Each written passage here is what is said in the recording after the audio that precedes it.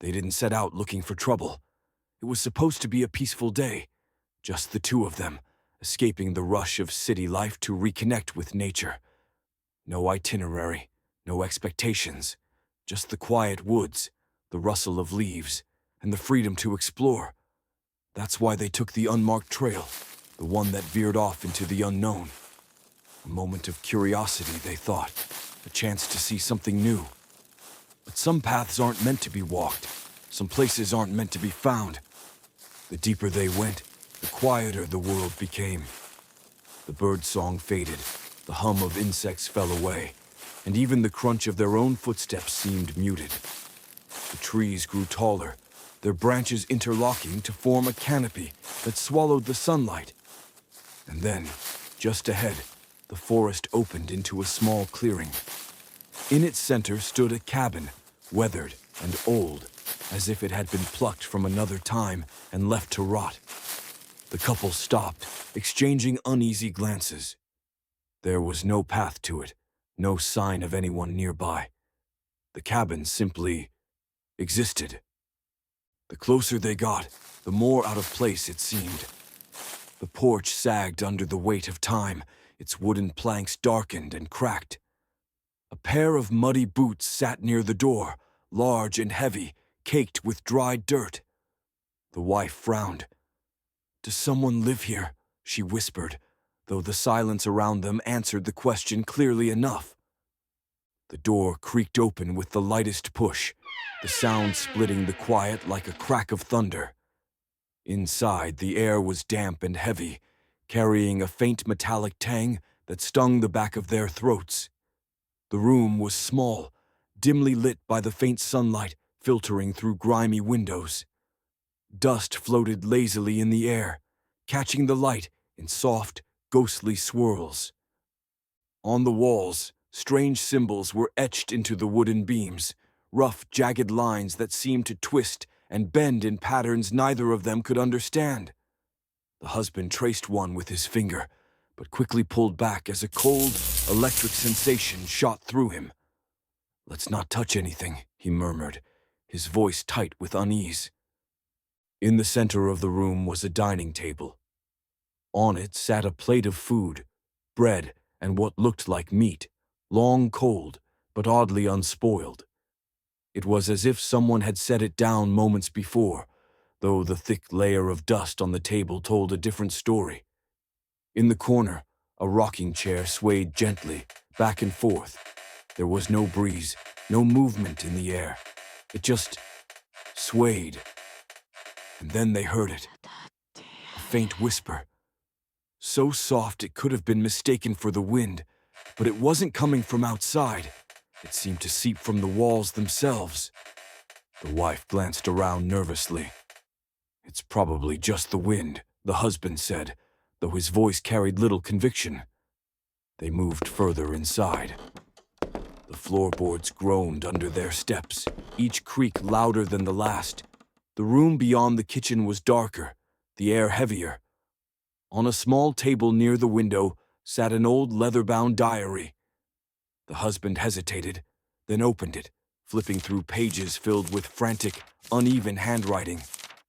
The words were difficult to read, but certain phrases stood out. "It watches. Don't let it find you," and a final, unfinished sentence. "If you hear the footsteps, it's already too late." From above, a soft thud echoed. The couple froze, staring at each other, their breath caught in their throats. Another thud, louder this time, as if someone, or something, was moving upstairs. The husband took a step back, shaking his head.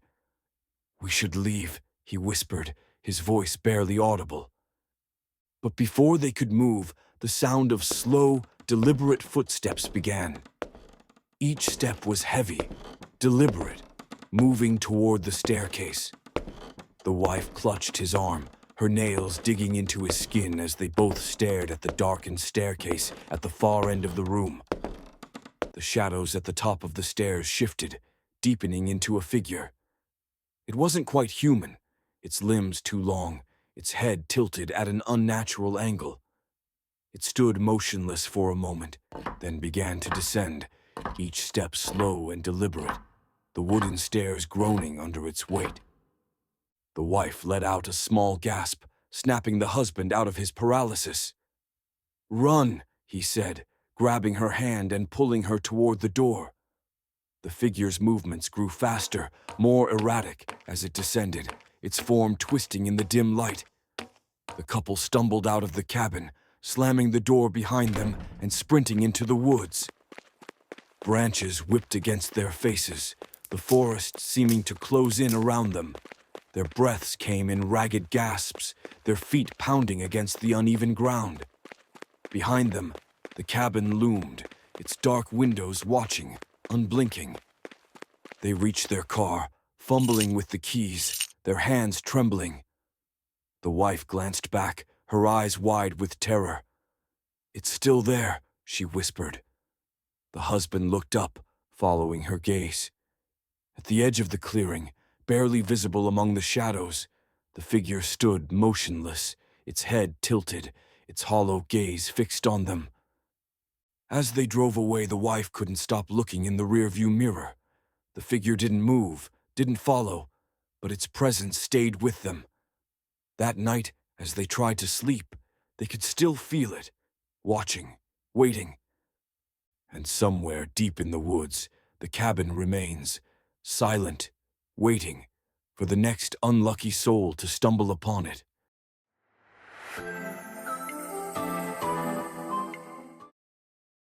For most people, a school is a place of life, filled with the chatter of students, the ringing of bells, and the hum of daily routines. But at night, when the halls are empty, the lights dim, and silence takes over, it becomes something else entirely. For Jacob, the night janitor, this silence was his companion. But on this particular night, it became something far more unsettling. It started like any other shift. Jacob walked the halls, pushing his cart of cleaning supplies, the faint squeak of the wheels echoing off the lockers.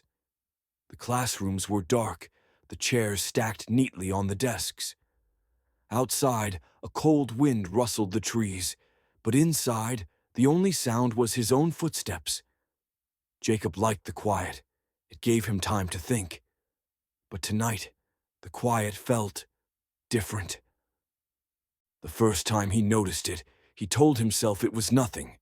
He was mopping the hallway near the science labs when he heard it. A faint, rhythmic tapping, like footsteps. He stopped, listening. The sound was distant, barely audible but unmistakable. He glanced down the hall, expecting to see someone. It was empty. "Old buildings make strange noises," he muttered, shaking his head and getting back to work. But as he pushed his mop across the floor, he couldn't shake the feeling that he wasn't alone. Later, as he was wiping down a window, he saw something, a shadow moving across the hall behind him. It was quick, darting out of view before he could turn around. Jacob froze, his breath catching in his throat. He stared at his reflection in the glass, at the darkened hallway behind him, but there was nothing there, just the faint hum of the overhead lights. The hours dragged on, but the feeling didn't go away. Every now and then, he'd catch a glimpse of something, a shape at the edge of his vision, the shadow of movement where there should be none. Each time he turned to look, the hallway was empty. But the shadow lingered in his mind, growing darker, more defined with each passing moment. In the cafeteria, as he swept the floor, the lights flickered. Once, then twice, casting the room into momentary darkness. Jacob froze, gripping the broom tightly. From somewhere deep in the school, he heard it again. Footsteps. This time, they were closer.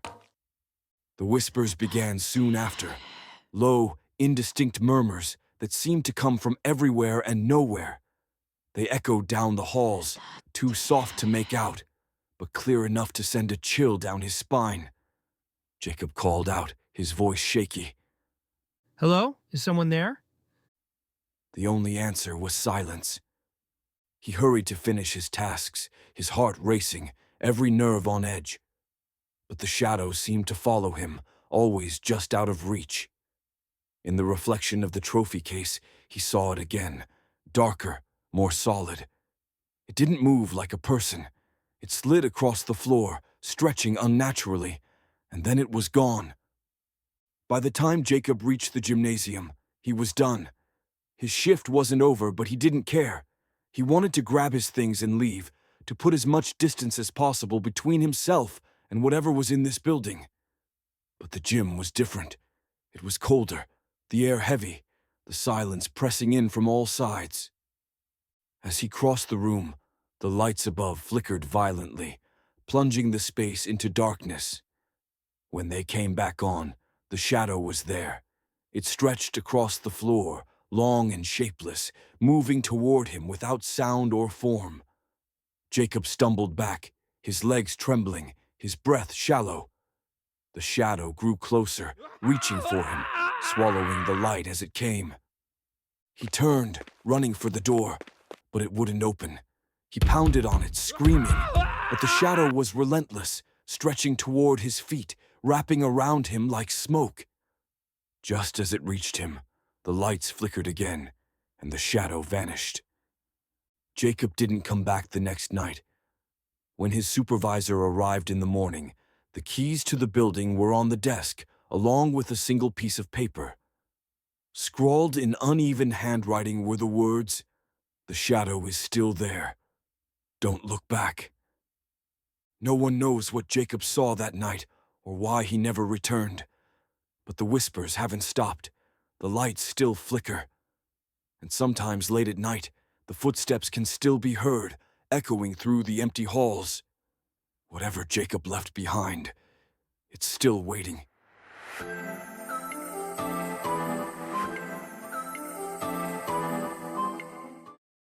It was the perfect apartment. Vintage charm, affordable rent, and just enough character to make it feel like home. When Claire stepped inside for the first time, she marveled at its high ceilings, the creak of its wooden floors, and the way the afternoon light filtered through the old narrow windows. But among the faded wallpaper and antique fixtures, one feature stood out. Against the far wall of the living room stood a mirror. It was large, ornate, with a gilded frame carved into intricate floral patterns. It didn't match the rest of the apartment, almost as if it had been left behind by accident. Or, perhaps, on purpose. Claire thought nothing of it at first, even admiring its vintage beauty. But as the days turned into nights, the mirror would become more than a decorative piece. It would become the reason she began to fear her own reflection. The first time it happened, Claire thought she was imagining things. She had just finished unpacking and caught sight of herself in the mirror, brushing her hair. But as she moved, something seemed off.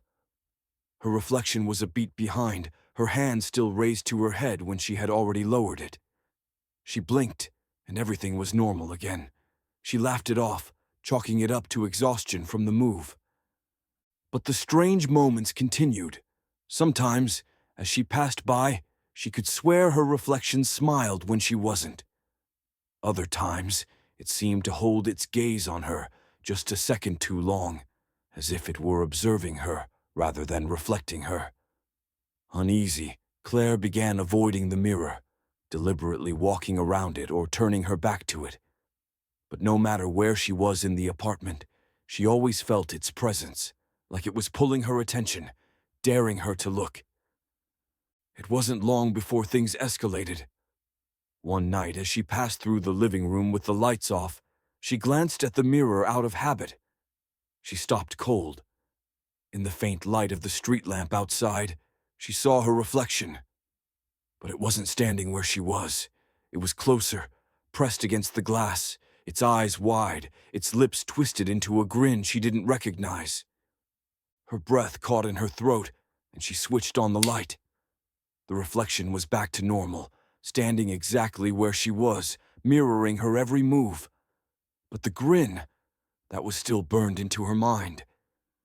Claire tried to convince herself it was her imagination, but the nights became unbearable. She would wake up to the faint sound of laughter, soft, almost playful, but coming from the living room. When she gathered the courage to check, the mirror would be perfectly still, showing nothing but her pale, terrified reflection. One evening, as she stared at the mirror from across the room, she saw it again. Her reflection tilted its head, but she hadn't moved. It reached out, placing its hand against the glass, and Claire felt a cold, faint pressure against her own palm, even though she hadn't lifted her hand. That night, Claire decided she couldn't take it anymore. With trembling hands, she grabbed a chair and swung it at the mirror. The glass shattered with a deafening crash, shards scattering across the floor. For a moment, there was only silence, and she thought it was over. But then, from the broken fragments, something began to emerge.